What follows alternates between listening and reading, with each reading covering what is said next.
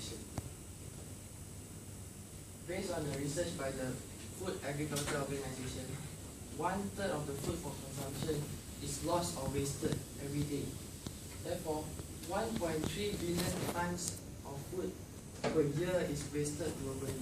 Based on the research by Cartier, shows that in the garbage collected municipal waste in Kuala Lumpur alone, 30 to 50% is food.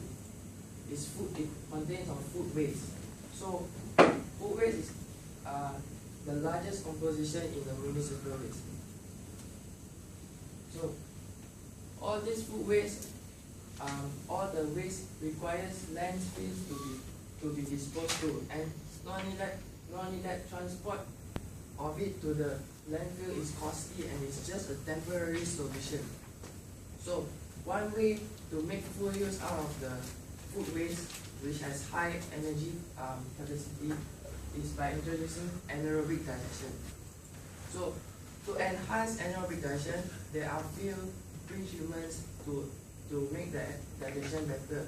So there are thermal, chemical, mechanical, and etc. So in my study, I'll focus on thermal pre-treatment.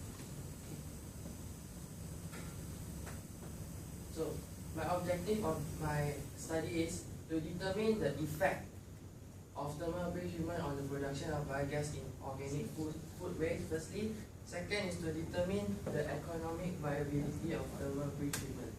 So, based on my objective, my hypothesis is thermal pre-treatment firstly will increase the biogas production. Second, thermal pre-treatment will enhance the quality of biogas in terms of methane content in the biogas produced. Alright?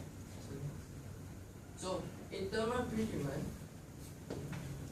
so it's actually focused on the hydrolysis stage, whereby proteins, carbohydrate, all will be broken down into smaller particles such as amino acid, sugar, and fatty acid. So this will help the process in the methanogenesis later on, whereby more methane will be produced or more gas. So in the hydrolysis, thermal pre-treatment is to enhance the hydrolysis process, which is also okay.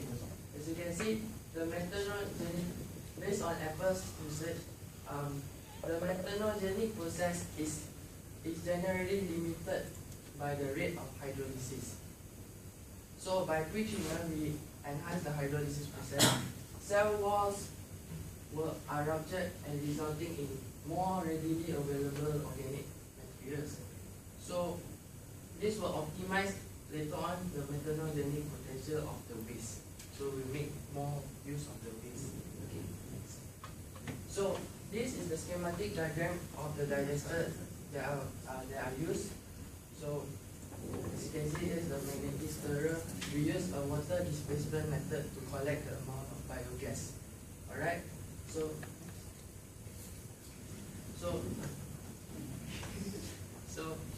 in my study consists of two stages. First is the preliminary, and then the further research inside the lab.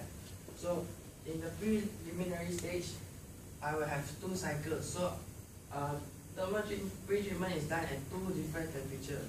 One is at 70 and one more is at 120.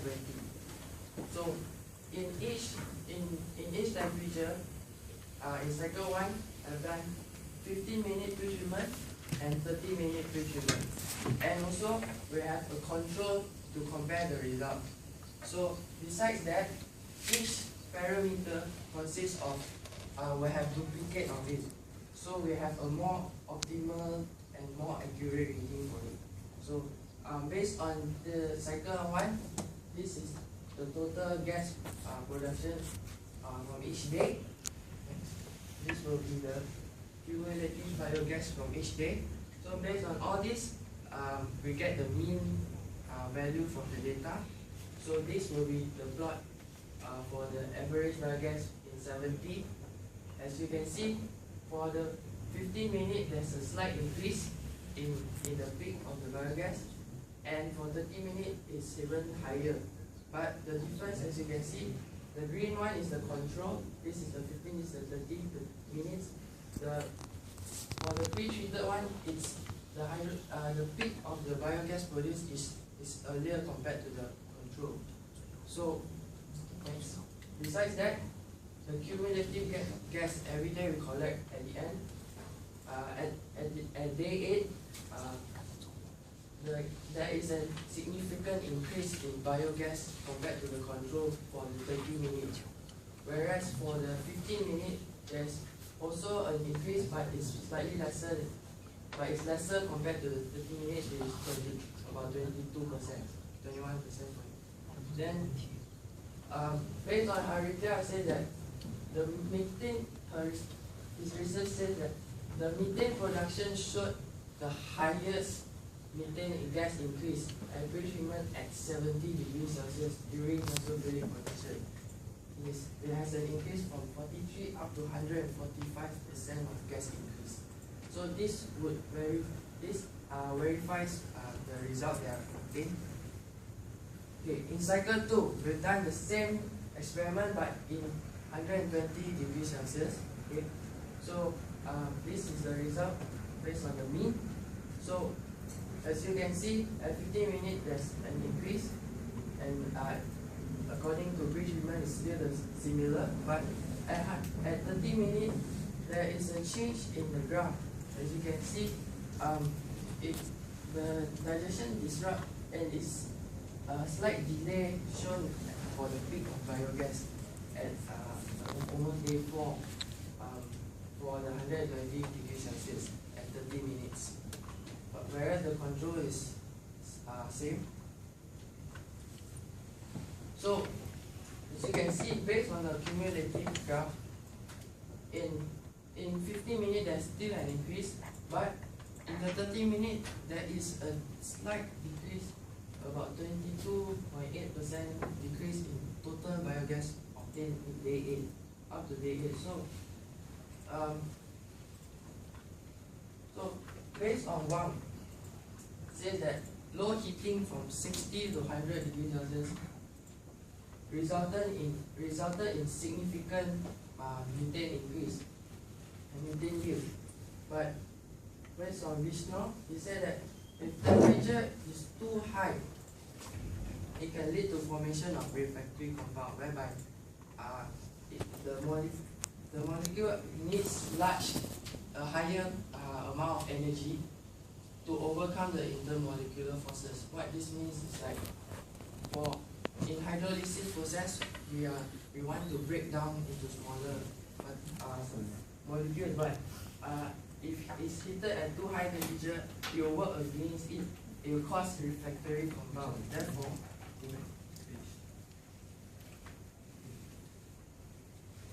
as you can see, it disrupts the flow of the digestion by having a delay peak and a lower amount of gas.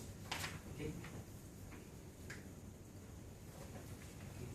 So based on the preliminary two cycles we got, as you can see, at 70 the highest amount of gas is 43.54%, whereas in 120 is 31.58%. So based on these four parameters, so I've chosen the best, not the best, but the highest amount of gas increase, which is 70% and 30 minutes out of the 4 to continue. And so this basically, the preliminary stage satisfies my first objective, which to determine the effect of biogas, and also my first hypothesis, which says that thermal pre-treatment will increase the biogas. But on my second objective, I will focus on the lab research, which will be done in January. So as you can see, for the thermal pre-treatment variable time, we use 70 degree and 30 minutes based on the best result we obtained in the preliminary. Then the surrounding temperature will be mesophilic room temperature.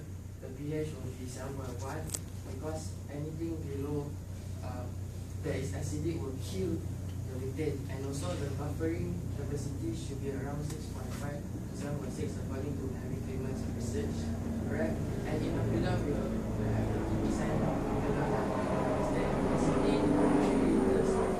This means that capacity as in the digester we'll be using is 5 liter, but we're using up to 3 liters only. So there's room for biogas to the space for biogas, and also reduce the instability and get a better result. Plus is the mixing is mixing. So we'll be using a magnetic stirrer for them in the lab, whereby this is to prevent scums and temperature gradients in the digester to get more optimal reading or more accurate reading. So next, this is the base method. So in preliminary, I focus on the total amount of gas, but in the further research is more to the quality also. So based on the gas obtained, the total quantity we can get the total. Okay. The difference in lab is I get to measure the quality of the gas through the gas analyzer. So I can know the percentage, how much percentage of the methane gas, so I can know the difference whether it increases or decreases. Then only it will satisfy my second objective and second hypothesis. So based on the research by Republic of Slovenia, the Ministry of Economy, they compile that they say that if the quality of the gas is 65%, usually in economic is the gas supposed to be more than 60% to be used for renewable energy. So based on the research, 65% of methane will give 6.25 kilowatt hour per meter cube of energy. So by multiplying with the total amount of gas collected earlier, we will get the total energy. So this for the control, we will get this will be the total energy obtained, whereas for the pre-treatments, we have to minus the energy consumed for heating it up, which is on the oven is like 1.3 power for 0.5 hours, which is 30 minutes. So for the pre-treatment, we have to calculate the net energy for it is by minusing the total energy and the total energy used. So at the end, we will compare the difference between control and the pre-treatment. Then through that, in conclusion, through that I can determine whether thermal pre-treatment will enhance the quality of biogas, and